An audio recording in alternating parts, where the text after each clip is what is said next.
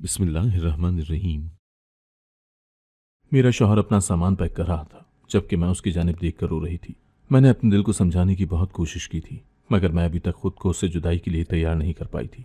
मेरा शौहर भी मुझे देख देख कर अफसरदा हो रहा था। फिर उसने अपना सामान छोड़ दिया और मेरे पास आकर मेरा हाथ पकड़ लिया और बोला, क्या बात है सिद्रा, यूं रोती रहोगी तो मैं जा भी नहीं पाऊंगा। मैं झट से बोली, तो मत जाए ना आतिफ, मैं ये जुदाई बर्दाश्त नहीं कर सकती। आतिफ मुस्कुराकर कहने लगे, सिद्रा, हमने शादी से पहले ही ये बात वाज़ेह कर दी थी कि शादी के 2 महीने बाद मैं वापस लौट जाऊंगा। तब तो तुम राजी हो गई थी, अब इस तरह वावेला क्यों कर रही हो? मैंने अपने आंसू पोंछ डाले और बोली, तब आप मेरे लिए बिल्कुल अजनबी थे। मुझे इस बात से कोई फर्क नहीं पड़ता था कि आप मेरे पास रहो या दूर चले जाओ। मगर अब जब मैं आपको जान गई हूँ तो एहसास हुआ कि आप बहुत ही अच्छे इंसान हो। मैं तो आपसे बहुत ज़्यादा मोहब्बत करने लगी हूँ और आपके जाने के तस्वुर से ही मेरा दम घुटने लगा है। आतिफ मेरे इज़हार मोहब्बत पर खुश हो गए थे, मगर फिर मुझे समझाने लगे और बोले, ये जुदाई वक्ती है, मुझे हमारे रोशन मुस्तकबिल के लिए वापस कुवैत जाना ही पड़ेगा। मेरी वहाँ बहुत अच्छी मुलाजमत है। मैं तुमसे वादा करता हूँ कि तुम्हें किसी चीज़ की कमी नहीं होने दूंगा। तुम्हें सर आंखों पर बिठा कर रखूंगा। कुछ ही अरसे की तो बात है, अब मैंने भी ये फैसला कर लिया है कि फ़कत 2 साल मजीद कुवैत में काम करूंगा और इतना सरमाया इकट्ठा कर लूंगा कि यहाँ अपना कोई छोटा मोटा बिजनेस शुरू कर सकूँ। तुम बेफिक्र हो जाओ, मैं तुम्हारे पास हमेशा हमेशा के लिए आ जाऊंगा। मैं तो उनकी बात सुनकर ही दहल गई थी। मैं आंखें फाड़ कर आतिफ को बोली, 2 साल? आपको पता है साल में कितने दिन होते हैं? और आप तो मुझसे 2 सालों की बात कर रहे हैं। आतिफ मुस्कुरा दिया और बोला, यार तुम तो मुझे डरा रही हो। तुम बेफिक्र हो जाओ, मैं तुम्हें अपने पास बुलाने की कोशिश करूंगा। तुम कुछ माह के लिए मेरे पास रह लेना और यूं ही हम दोनों एक दूसरे के साथ ताउन करके वक्त को गुजार लेंगे। मैंने इस बात में सर हिला दिया था और फिर बड़ी मुश्किल से मैंने अपने दिल पर पत्थर रखकर अपने शौहर को विदा किया था। दरअसल मैंने एक गरीब घराने में आँख खोली थी। बहन भाइयों की भरमार थी। हम बुनियादी सहूलियात से भी महरूम थे। बड़ी मुश्किल से गुजारा हो रहा था। हमें 2 वक्त की रोटी मिल जाती थी, हमारे लिए यही बहुत था। सरकारी स्कूलों में तालीम हासिल की और जो ही हम बहन भाइयों में से कोई भी थोड़ा सा मुनासिब उम्र को पहुंचता तो हमारे वालिदैन हमारी शादी करके हमें रुखसत कर देते थे। मुझसे पहले ही मेरी 2 बहनों की शादियां हो चुकी थी। मेरे वालिदैन ने बस कुछ भी देखे बगैर ही मेरी बहनों की शादियां कर दी थी। उनके हालात बहुत ही अजीब से थे। शौहर भी बड़ी उम्र के थे और गुर्बत उनका फिर से मुकद्दर बनी थी। उनके शौहर हर वक्त मारपीट करते रहते थे। अब जब मैं 18 बरस की हुई तो मैंने सुना कि अब्बू अम्मी से कह रहे थे कि सिद्रा भी शादी की उम्र को पहुंच गई है। ये बात सुनकर तो मुझ पर बिजली ही गिर गई थी। मैंने अपनी बहनों का जो हाल देखा था, मैं किसी सूरत शादी नहीं करना चाहती थी। मैं दिल ही दिल में दुआ कर रही थी कि अम्मी इनकार कर दें और कह दें कि नहीं, अभी मैंने सिद्रा की शादी नहीं करनी। अम्मी कहने लगी, हाँ हाँ मैं भी देख रही हूँ, उसने काफ़ी कद काट निकाल लिया है। आप देख लें मुनासिब सा रिश्ता, फिर हम उसकी शादी कर देंगे। अब्बू बोले, हाँ मैंने 1-2 जगह पर क्या रखा है। जब से मैंने अपने वालिदैन की बातें सुनी थी, मेरा खाना पीना सब कुछ हराम हो चुका था। मैं हर वक्त घबराई घबराई सी रहती थी। मेरी आंखों के सामने मेरी बहनों के नीलज़दा चेहरे घूम जाते थे। फ़कत एक ही हफ्ते बाद अब्बू ने अम्मी से कहा कि सिद्रा तो बड़ी अच्छी किस्मत की निकली है। उसके लिए मुझे बहुत ही मुनासिब सा रिश्ता मिल गया है। लड़का कुवैत में मुलाजमत करता है और बहुत ही अच्छा कमाता है। कोई लंबी चौड़ी फैमिली भी नहीं है उनकी। 2 बहन भाई हैं और एक माँ है बस। वालिद का इंतकाल हो चुका है। लड़का छुट्टी पर आया हुआ है, इसलिए वो ये शादी जल्द अज जल्द करना चाहते हैं। अब्बू की बातें सुनकर भी मैं मुतमईन नहीं हुई थी, क्योंकि उन्होंने मुझसे बड़ी 2 बहनों की शादियां भी यही सोचकर की थी कि वो अपने घरों में बहुत खुश रहेंगी। खैर एक दिन लड़के की वालदा आकर मुझे पसंद कर गई थी और ये भी बता गई थी कि लड़का शादी के 2 महीने बाद वापस काम पर चला जाएगा, जबकि बहू हमारे पास ही रहेगी। मुझे तो न लड़के में कोई दिलचस्पी थी और न ही अपनी शादी से। मेरे वालिदैन ने अपनी हैसियत के मुताबिक मेरी शादी की तैयारियां की थी और फिर मुझे रुखसत कर दिया था। शादी की रात जब मेरे शौहर ने मेरा घूंघट उठाया तो मैं उसका हुस्न देखकर दंग रह गई थी। वो बहुत ही हसीन किस्म का लड़का था और उसकी उम्र भी ज्यादा नहीं थी। वो लगभग मुझसे फ़कत 2 साल ही बड़ा होगा। आतिफ ने मुझे मुंह दिखाई का तोहफा भी दिया और मेरी बहुत सी तारीफें भी की थी। वो कहने लगा, सिद्रा तुम बहुत प्यारी हो और सबसे बढ़कर कि तुम अब मेरी हो चुकी हो। मैं तुम्हें अपने दिल और घर की रानी बनाकर रखूंगा। मुझे इस किस्म के वादों पर हरगिज यकीन नहीं था, क्योंकि मुझे मालूम है मर्द यूं ही बड़ी बड़ी बातें करता है, बीवी को ख्वाब तो मलका बनाकर रखने के दिखाता है और हकीकत में पैरों की जूती बना डालता है। खैर मुझे इस बात का कुछ ही दिनों में एहसास हो गया था कि आतिफ ने शादी की रात मुझसे जो भी वादे किए थे वो उनको निभाने की पूरी पूरी कोशिश कर रहा था। वो मेरा बहुत ज़्यादा ख्याल रखता था। अपनी वालदा और बहन के सामने मुझे बहुत मान दिया करता था। मेरी सास भी बहुत अच्छी थी, मेरा ख्याल रखती और मुझसे कहती कि ज़्यादा से ज़्यादा वक्त अपने शौहर को दो। तुम उसके साथ जितना अच्छा वक्त गुजारोगी वो तुम्हारा उतना ही असीर हो जाएगा और वापस कुवैत जाकर भी तुम्हें याद रखेगा। मुझे अपनी सास से इस किस्म की बातों की तवक्को नहीं थी, क्योंकि मेरी नज़र में तो सास एक ऐसी औरत होती है जो मियाँ बीवी को साथ खुश नहीं देख सकती। अगर मियाँ बीवी की आपस में मोहब्बत हो तो वो ये समझने लगती है कि मुझसे मेरी राजधानी छिन जाएगी। मगर मैं तो सच में बहुत ही किस्मत वाली निकली थी कि मेरे इर्द गिर्द के लोग बहुत अच्छे थे और मेरा ख्याल रखने वाले थे। मेरी नंद मुझसे 1 साल ही बड़ी थी और वो मेरा बड़ी बहनों की तरह ही ख्याल रखा करती थी। घर का माहौल बहुत अच्छा था, जिसकी वजह से मुझे और आतिफ को एक दूसरे के साथ बहुत ज़्यादा वक्त बिताने का मौका मिल गया था। हम दोनों एक दूसरे के साथ बहुत खुश रहे थे, बहुत घूमे फिरे थे। ऐसा लगता था कि मैं कोई बहुत ही हसीन सा ख्वाब देख रही हूँ। कहाँ मैंने शुरू से ही ऐसी ज़िंदगी गुजारी थी जिसमें मुझे हर छोटी से छोटी चीज़ के लिए तरसना पड़ता था, और कहाँ अब ये हालात थे कि मेरे मुंह से अभी बात निकली भी नहीं होती थी कि मेरी मतलूबा चीज़ मेरे सामने मौजूद होती थी। ऐसे में भला अपने शौहर की मोहब्बत में मैं किस तरह गिरफ्तार न होती। अब आतिफ जब वापस जा रहे थे तो मेरा दिल खून के आंसू रो रहा था। मैं तो उनसे जुदाई का तसव्वुर भी नहीं कर सकती थी, मगर क्या करती, जो तकदीर में लिखा होता है वो तो होना ही होता है। यूं मेरा शौहर मुझे छोड़कर वापस चला गया था। मेरी हालत बहुत खराब हो चुकी थी। मेरी सास और नंद ने मुझे दिलासा दिया कि कोई बात नहीं, तुम्हारा शौहर तुम्हें अपने पास बुला लेगा, तुम बिला वजह दिल छोटा मत करो। मैंने भी अपने आंसू पूंछ दिए थे। आतिफ को कुवैत गए हुए 2 दिन हो गए थे और हम दोनों का मैसेजेस और कॉल पर मुसलसल राब्ता था। हम एक दूसरे के मुतालिक बहुत हसास हो चुके थे। मैं अभी भी मोबाइल पर अपने शौहर के साथ बात कर रही थी जब मेरी सास कमरे में आ गई और कहने लगी, बहू हमारे पास भी आकर बैठ जाया करो, तुम तो हर वक्त अपने कमरे में ही छुपी रहती हो। मैं अपनी सास की बात सुनकर शर्मिंदा हो गई थी और बोली, जी अम्मी, अब कोशिश करूंगी कि आपको ज़्यादा से ज़्यादा वक्त दे सकूं। दरअसल मैं और आतिफ सारा सारा दिन एक दूसरे के साथ राब्ते में रहते हैं ना, तो बस यूं ही वक्त गुजर जाता है। मेरी सास कहने लगी, हाँ बहू, मैं भी तुम्हारे पास इसी सिलसिले में आई हूँ। मुझे आतिफ की कॉल आई थी। वो मुझसे शिकवा कर रहा था कि शायद हम तुम्हारा ठीक से ख्याल नहीं रख पा रहे, जो तुम हर थोड़ी थोड़ी देर बाद उसे फ़ोन करती हो। वो कह रहा था कि अम्मी, सिद्रा के बार बार के फ़ोन और मैसेजेस से मैं तंग आ गया हूँ। इस तरह मेरे काम में हर्ज पड़ रहा है। बहू तुम अपना मोबाइल मुझे दे दो, दिन में एक बार बस बात कर लिया करना अपने मियाँ से। मैं तो अपनी सास की बात सुनकर ही दंग रह गई थी। मैं बोली, ऐसा कैसे हो सकता है? वो कहने लगी, सिद्रा मैंने अव्वल दिन से ही तुम्हें बेटियों की तरह समझा है। अगर तुम्हारी जगह मेरी फरा होती तो मैं उसे भी यही मशवरा देती कि यूं हर वक्त अपने शौहर की दस्तरस में रहोगी तो उसका दिल तुमसे भर जाएगा। आज तो उसने मुझसे शिकायत की है, कल वो तुमसे भी कहने लगेगा कि कम फ़ोन किया करो और ये वो। तुम दोनों के दरमियान जो मिसाली मोहब्बत है वो ख़त्म हो जाएगी। फिर क्या करोगी तुम? यूं हर वक्त शौहर को मुयस्सर रहोगी तो उसके दिल से उतर जाओगी। मोबाइल अब मेरे पास रहेगा, तो जब जब तुम्हारा शौहर मैसेज करेगा तुम्हारा जवाब ना देखकर तुम्हारे लिए परेशान हो जाएगा, और यूं तुम उसके हवास पर हर वक्त सवार रहोगी। फिर देखना कितनी जल्दी तुम्हें अपने पास कुवैत बुला लेता है वो। मुझे अपनी सास की बातें मुनासिब लगी थी, इसलिए अपना मोबाइल फ़ोन उनके हवाले कर दिया था। मैंने ये कदम तो उठा लिया था, मगर फिर सारा सारा दिन बेचैन रहती थी। मेरी आंखों के गोशे हर वक्त भीगे रहने लगे थे। अब तो मुझे अपने वालिदैन भी याद आने लगे थे, मगर वो तो मुझे इस तरह भुलाए बैठे थे जैसे सर से कोई बहुत बड़ा बोझ उतार फेंक दिया हो। ज़्यादा औलाद पैदा करने का तो यही नुकसान होता है। वालिदैन फिर अपने बच्चों से इस कदर बेजार हो जाते हैं कि उनकी खैरियत भी मालूम करने से रह जाते हैं। खैर, मैं शाम तक बहुत बेचैन थी। फिर मेरी सास मेरे पास आई और बोली, बहू तुम्हारे शौहर का फ़ोन आया है मेरे नंबर पर, वो तुमसे बात करना चाहता है। अगर वो तुमसे पूछे कि तुमने उसको फ़ोन का जवाब क्यों नहीं दिया तो कहना कि मेरा मोबाइल ख़राब हो चुका है। मैं हैरान हुई और बोली, अम्मी मैं झूठ क्यों बोलूँ अपने शौहर से? मेरी सास के माथे पर बल पड़ गए थे। वो बोली, अच्छा सच बोलकर फूट डाल दो दोनों आपस में, इस तरह वो तुम्हें याद ही नहीं करेगा। तुम कहोगी कि फ़ोन ख़राब है तो वो तुम्हारी मजबूरी समझ जाएगा, लेकिन अगर कह दूंगी कि मैं तुम्हें इग्नोर कर रही थी तो वो भी यही कहेगा कि चलो ठीक है, मैं भी नहीं करता दोबारा फ़ोन। मेरी सास की ये बात भी ठीक थी, इसलिए मैंने अपने शौहर से झूठ बोल दिया था कि मेरा मोबाइल तो ख़राब है। वो कहने लगा, यार जितनी जल्दी मुमकिन हो सके नया मोबाइल ले लो, मैं तुम्हारे साथ बात किए बिना नहीं रह सकता। मैंने आज तुम्हें बहुत याद किया। मैं दिल दिल में हंस रही थी कि अगर आतिफ आपने मुझे इतना ही याद किया होता तो फिर अपनी वालदा से मेरी शिकायत क्यों करते। खैर, हम दोनों ने पूरे 2 घंटे बात की थी, जबकि मेरी सास की जान पर बनी हुई थी। न जाने वो इस कदर बेचैन क्यों थी। खैर, अगले दिन बहुत ही अजीब सा वाक़या हुआ था। मेरी सास कमरे में आई और बोली, सिद्रा जल्दी से चादर ओढ़ लो। मैंने घड़ी पर वक्त देखा तो सुबह के 8 बज रहे थे। मैं बोली, इतनी सुबह सुबह कहाँ जाने का इरादा है? मेरी सास बोली, बस सवाल जवाब मत करो और मेरे साथ चलो। मुझे बहुत ज़्यादा परेशानी हो रही थी कि न जाने हम कहाँ जा रहे हैं।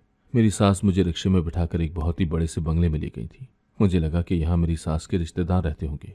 मैं टुकर टुकर हर चीज़ को बड़े गौर से देख रही थी। हम दोनों लाउंज में जाकर बैठ गई थी। थोड़ी देर बाद वहाँ एक औरत आ गई थी जिसने सरता पाँव खुद को बड़ी सी चादर में छुपा कर रखा हुआ था। बस इतना ही नहीं, उस औरत ने अपने ही घर में नकाब तक किया हुआ था। मेरी सास कहने लगी, मैंने आपसे वादा किया था ना कि मैं आपके लिए मुलाजमत का इंतज़ाम कर दूंगी। मैं ये लड़की ले आई हूँ, इसका नाम सिद्रा है।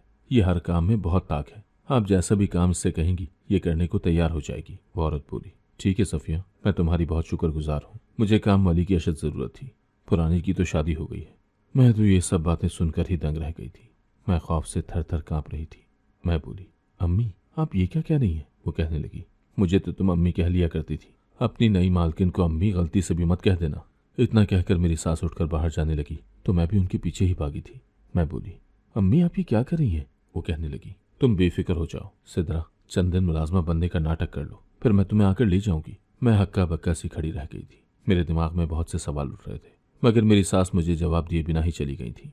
न जाने उसने मेरे साथ ऐसा क्यों किया था।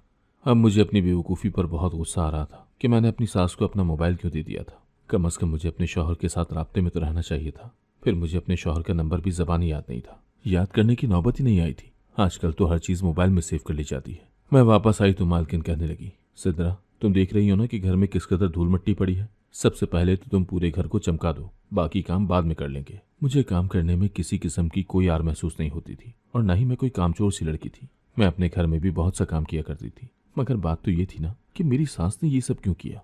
मैं ये चीजें डिजर्व करती थी। अब मुझे समझ में आ रहा था कि मेरा मुस्तकबिल क्या होगा। मरता क्या ना करता कि मज़दाक। मैंने झाड़ू उठाया और सफाई करने लगी थी। मेरी मालकिन शायद घर में तन्हा ही रहती थी, मगर फिर भी न जाने उसने घूंघट क्यों ओढ़ रखा था। मैंने सोचा था कि उससे पूछ ही लूंगी, मगर समझ नहीं आ रही थी कि उसे क्या कहकर मुखातिब करूं। मैं बहुत परेशान थी, न जाने मैं किस मुश्किल में फंस चुकी थी। अब मुझे बड़ी बेसब्री से शाम का इंतजार था। मुझे कामिल यकीन था कि शाम तक मेरी सास आकर मुझे ले जाएंगी और फिर मैं घर जाकर अपने शौहर को सब कुछ बता दूंगी तो वो खुद ही अपनी वालदा को समझा लेंगे। मैंने जिंदगी में पहली बार इतने बड़े घर की सफाई की थी। मेरा पूरा जिस्म थकावट से शल हो चुका था। मैंने जिंदगी में ऐसा घर नहीं देखा था, तो सफाई करना तो बहुत दूर की बात थी। खैर, मैं थकावट की शिकार थी और सोफे पर ठह गई थी। तभी मालकिन मेरे पास आई और कहने लगी, महारानी का आराम पूरा हो गया हो तो जरा उठकर खाने के लिए कुछ बना लो, मुझे बहुत भूख लगी है। जी में तो आया कि मैं उसको खरी खरी सुना दूं कि मैं तुम्हारी जरखरीद गुलाम नहीं हूँ, जाओ जाकर पका लो खुद ही। मगर मैं मजबूर थी। मैंने सोचा कि फ़कत आज के दिन में ये सब बर्दाश्त कर लेती हूँ, आगे से कभी इस घर में कदम भी नहीं रखूंगी। मैं बोली, मैं क्या पकाऊं? मालकिन कहने लगी, कीमा पका लो। मैंने इस बात में सर हिला दिया और किचन में घुस गई थी। मैंने कीमा बनाना शुरू कर दिया था और साथ ही साथ घड़ी की तरफ देखती जा रही थी। अल्लाह अल्लाह करके वक्त गुजर गया था और मगरिब की अजान हर सू गूंजने लगी थी। मैं पुरसुकून हो चुकी थी। मुझे अब अपनी सास का बड़ी बेसब्री से इंतजार था, मगर वक्त गुजरता गया और वो वापस नहीं आई थी। अब तो मुझे फिक्र सताने लगी थी। मैं मालकिन के पास गई और बोली, मैंने कीमा तैयार कर दिया है। मैं अपनी उस औरत का इंतजार कर रही हूँ जो मुझे यहाँ लेकर आई थी। वो अभी तक मुझे लेने नहीं आई। आप प्लीज उनसे राब्ता करें कि वो मुझे आकर ले जाएं। मेरी मालकिन तमस्खुर उड़ाने वाले अंदाज में हंसकर बोली, तुम कहाँ जाओगी? मैं उस औरत को एडवांस दे चुकी हूँ। तुम पूरा महीना यहीं पर रहोगी मेरे साथ। दिन रात तुम यहाँ पर ड्यूटी दो। मैं तो मालकिन की बात सुनकर घबरा गई थी। मैं बोली, नहीं नहीं, मैं कहीं बाहर रात गुजारने की आदी नहीं हूँ। मैं घर वापस जाना चाहती हूँ, सुबह फिर से आ जाऊंगी। वो कहने लगी, ये बातें मुझसे कहने वाली नहीं है। जिसके साथ आई हो उसके साथ डिस्कस कर लेना था सब कुछ। मैं रोने लगी थी और बोली, मुझे वो बताए बगैर यहाँ लाई है। वो मेरी सास है, उसने मुझे जबरदस्ती यहाँ छोड़ा है। मेरा शौहर तो बैरून मुल्क है। मालकिन मेरी बात सुनकर हंस दी और बोली, तुम कहानी तो बहुत मजे की सुना रही हो, मगर मैं माजरत करती हूँ कि मैं तुम्हारी मदद करने से कासिर हूँ। मेरी आंखों से आंसू बहते जा रहे थे। मालकिन कहने लगी, मुझे रोटी लगा दो, बाद में बैठकर रोती रहना। मैं 8 बजे हर सूरत अपने कमरे में चली जाती हूँ।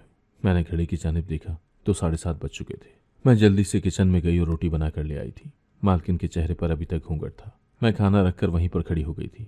मालकिन कहने लगी, तुम क्या यहाँ मेरे मुंह के निवाले गिनने के लिए खड़ी हो? जाओ किचन में अपने लिए भी खाना पकाकर खा लो। मैं किचन में आ गई थी। मुझे तो अभी तक यकीन नहीं आ रहा था कि मेरे साथ ये हो क्या गया था। खैर, थोड़ी देर गुजरी थी कि मालकिन अपने कमरे में चली गई थी। मालकिन मुझे ये भी बताकर नहीं गई थी कि मैंने किस कमरे में सोना है। मैंने सोचा कि किचन का काम समेट कर मालकिन से जाकर पूछ लूंगी सब कुछ। मैं मालकिन के कमरे की जानिब बढ़ने लगी तो मुझे कमरे से रोने की आवाज़ें आने लगी थी। मैं बेतहाशा खौफजदा हो गई थी। मैंने जोर जोर से दरवाजे पर दस्तक दी थी कि चलो अंदर जाकर देखूं तो कि क्या हो रहा है, मगर किसी ने दरवाज़ा नहीं खोला। अलबत्ता मालकिन के रोने में तेजी आ गई थी। मैं बड़ी देर दरवाज़ा बजाती रही। जब किसी ने ना खोला तो चुपचाप गेस्ट रूम में आकर लेट गई थी। मैंने अपने शौहर को मुखातिब किया था और बोली, आतिफ, आप मुझे क्यों छोड़कर चले गए? देखिए, आपके जाने के बाद मुझे क्या कुछ बर्दाश्त करना पड़ रहा है। आप मुझे छोड़कर ही ना जाते तो अच्छा था। यूं ही रात बीत गई थी। सुबह जब मैं कमरे से बाहर निकली तो मालकिन बोली, जाओ जल्दी से मेरे कमरे की सफाई करो। मैं बोली, मालकिन, रात में आपके कमरे से रोने की आवाज़ आ रही थी। मालकिन कहने लगी, हाँ तो फिर तुम्हारा उससे कोई लेना देना नहीं है। तुम जाकर मेरे कमरे की सफाई कर दो। मैं जो ही कमरे में गई तो गंदी बदबू की वजह से मुझे अबकाई आने लगी थी। मैंने हैरत से इधर उधर देखा था कि आखिर ये बदबू कहाँ से आ रही है। तभी मेरी नज़र मालकिन के बेड पर पड़ी थी। वहां पर कच्ची कलेजी पड़ी हुई थी। मैं हैरान थी कि कलेजी का बेड पर क्या काम है। खैर, मैंने नाक लपेट कर कलेजी उठाई और बेडशीट वगैरह तब्दील कर दी थी। पहले तो मुझे फ़कत अपनी सास पर ही गुस्सा था, मगर अब तो मुझे मालकिन भी मशकूक लगने लगी थी। न जाने मैं कहाँ फंस कर रह गई थी। मैंने पहली बार ऐसी औरत देखी थी जो अपने घर की चारदीवारी के अंदर भी घूंघट ओढ़ कर फिरती थी। मुझे इस बात के मुतालिक भी कुछ इल्म नहीं था कि आखिर मालकिन के रिश्तेदार कहाँ हैं। वो मुझसे ज्यादा बातचीत नहीं करती थी, बस सारा सारा दिन मुझे काम में मसरूफ रखती थी। रात 7:30 बजे मैंने मालकिन को रोटी बनाकर दी थी और वो अपने कमरे में चली गई। मुझे फिर से रोने की आवाज़ें आने लगी थी। वो इस तरह रो रही थी जैसे कोई बहुत बड़ी मुसीबत में फंसी हुई हो। मैं करती भी तो क्या, वो कौन सा मुझे अपने कमरे में आने की इजाज़त देती थी। सारी रात मालकिन के कमरे से रोने की आवाज़ें आती रही थी। मैं बहुत परेशान हो गई। अब तो ऐसा हर रोज़ होने लगा था। मालकिन रात 8 बजे ही अपने कमरे में चली जाती और फिर सारी रात रोती रहती। जब सुबह कमरे से निकलती तो बेड पर कच्ची कलेजी पड़ी होती। मैंने एक बार मालकिन से इस मुतालिक इस्तफसार भी किया था, मगर उसने कोई जवाब नहीं दिया और गुस्से से बोली, अपने काम से काम रखो, इसी में तुम्हारी बेहतरी है। मैं फिर से चुप कर जाती। दूसरी तरफ अभी तक मेरी सास मुझे ना लेने आई थी और ना ही मुझसे मिलने के लिए आई थी। आतिफ से भी मेरा किसी किस्म का कोई राब्ता नहीं हुआ था। मैं तो ये सोच सोच कर परेशान हो रही थी कि न जाने मेरी सास ने आतिफ से क्या कहा होगा कि तुम्हारी बीवी कहाँ गई है। मैं इस सारी परेशानी का कोई हल नहीं निकाल पा रही थी। अब फ़कत मेरे पास यही रास्ता बचा था कि मैं मालकिन पर पूरी तरह नजर रखूं। जैसे ही उसका राज मुझ पर खुलता, मुझे यकीन था कि मेरा मुअम्मा भी हल हो जाएगा। मुझे मालकिन के घर काम करते हुए 3 हफ्ते हो गए थे, मगर अभी तक वो अपने चेहरे पर घूंघट किए रखती थी। मैंने उसका चेहरा नहीं देखा था। वो हर रात अपना कमरा बंद करके रोती थी और फिर कच्ची कलेजी उसके बिस्तर पर मिलती थी। अब मैंने सोच लिया था कि मैं एक रात मालकिन के कमरे में रुक कर देखूंगी कि आखिर वहां होता क्या है। आज मैंने मालकिन को खाना बनाकर दे दिया और खुद उसके कमरे में आकर छुप गई थी। वो खाना खाते ही अपने कमरे में चली जाया करती थी, इसलिए मेरी गैर मौजूदगी के मुतालिक उसे इल्म नहीं हुआ था। 8 बजे के करीब मालकिन अपने कमरे में आ गई थी और तभी उसने अपने चेहरे से घूंघट हटा दिया था। ये देखकर तो मेरी जान ही निकल गई थी कि मेरी मालकिन, जिसको मैं एक औरत समझ रही थी, वो तो दर हकीकत एक ख्वाजा सरा थी। मैं थर थर कांपने लगी थी। समझ में नहीं आ रहा था कि क्या करूं। खैर, थोड़ी देर गुजरी थी तो मालकिन ने अपनी अलमारी से चंद चीजें निकाली थी। 3 तस्वीरें थीं। ये तस्वीरें देखकर मैं दंग रह गई थी, क्योंकि एक मेरी तस्वीर थी, दूसरी मेरे शौहर की और तीसरी मेरी नंद की थी। वो ख्वाजा सरा उन तस्वीरों पर कोई अमल कर रहा था। फिर साथ ही उसने कच्ची कलेजी भी रख दी थी। मैं थर थर कांप रही थी। मालकिन अजीब सी आवाज निकाल रही थी, जैसे कि वो रो रही हूँ, मगर दर हकीकत वो रो नहीं रही थी। वो तो अपने अमल में मसरूफ थी। मैं उस कमरे से निकल जाना चाहती थी, मगर इस कदर खौफजदा थी कि मुझसे 1 इंच भी हिला नहीं जा रहा था। रात के तकरीबन 2 बजे मेरी मालकिन अपने अमल से फारिग हो चुकी थी। तब तक मैं उसके कमरे की अलमारी के पीछे ही छुप कर खड़ी थी। मालकिन बाथरूम में गई तो मैं जल्दी से कमरे से बाहर आ गई थी। रात के इस पहर घर से निकलना बहुत खतरनाक था, मगर उस घर में कौन सा महफूज थी, इसलिए अल्लाह का नाम लिया और घर से बाहर निकल आई थी। मैं अल्लाह पाक के नाम का विर्द मुसलसल कर रही थी। तभी तो उसने मुझे हर किस्म के खतरे से बचा लिया था और मुझे सही सलामत मेरी मंजिल पर पहुंचा दिया था। मैं अपनी ससुराल की जानिब आ गई थी। मैं अपनी सास से इस्तफसार करना चाहती थी कि आखिर उसने मेरे साथ ये सब क्यों किया। मैंने घर के दरवाजे पर दस्तक दी तो सामने ही आतिफ को देखकर मेरी आंखों में खुशी के आंसू आ गए थे, मगर उसने मुझे देखते ही चेहरा मोड़ लिया था। वो गुस्से से बोला, तुम अब यहाँ क्या करने आई हो? मैं बोली, आतिफ, आप मेरे साथ इस तरह रूखे अंदाज से बात करेंगे तो मैं मर जाऊंगी। वो कहने लगे, घर से भागते हुए तुम नहीं मरी तो अब भी नहीं मरोगी। ये बात सुनकर तो मैं दंगी रह गई थी। मैंने आतिफ को पीछे किया और जबरदस्ती ही घर में दाखिल हो गई थी। मैंने अल्लाह की कसमें खा खा कर आतिफ को वो सारी रुदात सुना दी थी जो मुझ पर बीत गई थी। मेरी बातों पर यकीन करना बहुत मुश्किल था, मगर मैंने आतिफ से कहा कि आप अपनी वालदा से कहें कि आप खुद मुझे ख्वाजा सरा मालकिन के घर से लेकर आए, फिर सच का सच और पानी का पानी हो जाएगा। आतिफ हकीकत जानना चाहते थे, इसलिए उन्होंने मेरी बात पर अमल करके ये बात अपनी वालदा से कहती थी। मेरी सास ने जैसे ही ये अल्फाज सुने वो थर थर कांपने लगी थी। वो हाथ जोड़कर बोली, आतिफ, मुझे माफ कर दो। मैं अपनी बेटी फरह की मोहब्बत में पागल हो चुकी थी, इसलिए ये सब किया। फिर मेरी सास ने अपने मुंह से एक ऐसी बात का इंकशाफ किया था कि सोचकर दिल ही घबरा गया था। वो कहने लगी, आतिफ, तुम जानते हो कि तुम्हारी बहन बांझ है, इसी वजह से उसे तलाक होने लगी थी, मगर मुझे किसी ने इस ख्वाजा सरा आमला के मुतालिक बताया था कि वो हमल बदलने में अपना सानी नहीं रखती, यानी वो एक औरत की कोख से बच्चा निकालकर दूसरी औरत की कोख में डाल सकती थी। जब मैंने ये बात सुनी तो सोचा कि मैं आतिफ की शादी किसी गरीब घराने की लड़की के साथ कर देती हूँ और फिर उस पर जादू करवाकर अपनी बेटी का घर बचा लूंगी। उसके बाद मैं तुम्हारी दूसरी शादी करवा दूंगी। इसीलिए तुम्हारे जाने के बाद मैंने इस बात की तस्दीक कराई थी कि आया सिदरा हामला है या नहीं। वो हामला निकली तो मैं उसे उस ख्वाजा सरा पीढ़नी के पास छोड़ आई थी और तुमसे कह दिया था कि तुम्हारी बीवी घर से भाग गई है। आतिफ को बहुत जोरदार धचका लगा था। वो बोला, अम्मी, आप मेरी बीवी और मेरी औलाद के साथ ये सब कैसे कर सकती हैं? खैर, आतिफ ने उस पीढ़नी के खिलाफ पर्चा दर्ज करवा दिया था। पुलिस उसको गिरफ्तार करके ले गई थी। तब पता चला कि वो तो ख्वाजा सरा नहीं बल्कि मुकम्मल मर्द था। ख्वाजा सरा वाला ढोंग उसने लोगों को अपनी दहशत में मुब्तला करने के लिए किया था। अल्लाह का शुक्र था कि उसने मेरी इज्जत को भी महफूज रखा था और मेरे बच्चे को भी।